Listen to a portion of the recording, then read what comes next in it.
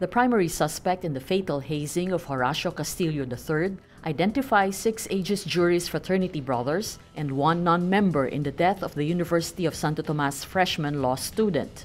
John Paul Solano reveals the details in an executive session with senators late Monday. Present in the session are Senators Panfilo Lacson, Mig Zubiri, Bam Aquino, and Sherwin Gatchalian. Zubiri says Solano revealed heavy information, but he didn't elaborate. He adds Solano's statements will be very crucial in the case investigation. During the Senate hearing Monday, Solano and his lawyer and Aegis Juris co-founder Paterno Esmaquel Sr. refused to publicly identify fraternity members involved in Castillo's death. Solano claims he was not present during the initiation rites of Castillo. He says he was just asked to help because he has a medical background. Solano initially told Manila police he just saw Castillo's body dumped on the pavement in Tondo, Manila. Solano also did not disclose he is a member of Aegis Juris. Solano claims a fraternity member asked him to lie to authorities, saying he followed it because he was very rattled at that moment. Criminal charges have been filed against Solano before the Justice Department. 16 of 23 senators file a resolution urging the Duterte administration to stop the killings of children and minors. This after the recent spate of killings of minors in the Philippine National Police's drug operations. The measure also calls for a Senate investigation into the issue to determine the institutional reasons, if any, that give rise to such killings. The resolution cites data from the Children's Legal Rights and Development Center, which says at least 54 minors were killed in either police operations or vigilante-style killings since President Rodrigo Duterte took office. It also mentions the killings of 17-year-old Kian de los Santos, 19-year-old Carl Arnaiz, and 14-year-old Reynaldo de Guzman. All 6 minority members signed the resolution. Minority Leader Franklin Drilon, Senators Kiko Pangilinan, Bam Aquino, Risa Hontiveros, Antonio Trillanes, and Laila de Lima. Pangilinan spearheaded the resolution. 10 administration senators also signed it, including Senate President Pro Tempore Ralph Recto, Senators Grace Poe, Chis Escudero, J.V. Ejercito, Sani Angara, Loren Legarda, Joel Villanueva, Sherwin Gatchalian, Nancy Binay, and Panfilo Lacson.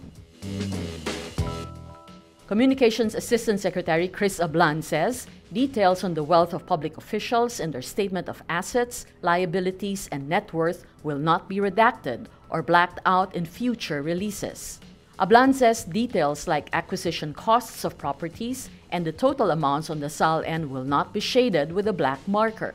The Philippine Center for Investigative Journalism on Friday reported that December 2016 SALNs of Duterte cabinet officials were redacted in copies released to the media.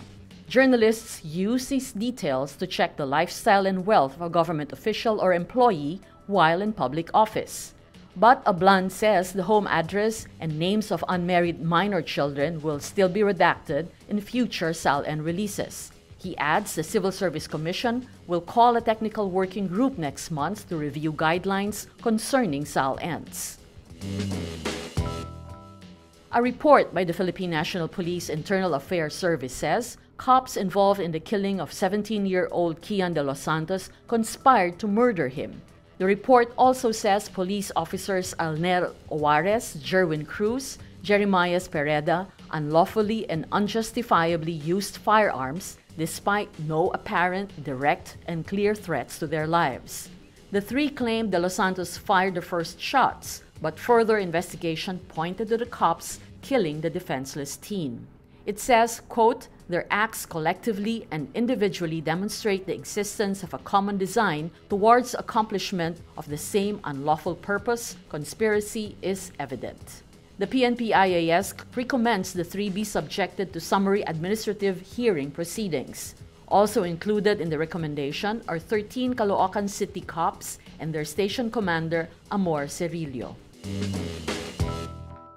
China praises its own Customs Bureau Tuesday for intercepting 604 kilograms of shabu that was smuggled into the Philippines. The smuggling of 604 kilos of shabu is the subject of a Philippine Senate probe. The Chinese embassy says, quote, This kind of law enforcement cooperation efficiency ensures the success of this action and shall be praised no matter where in the world. President Rodrigo Duterte's son, Vice Mayor Paulo Duterte, has been implicated in the issue.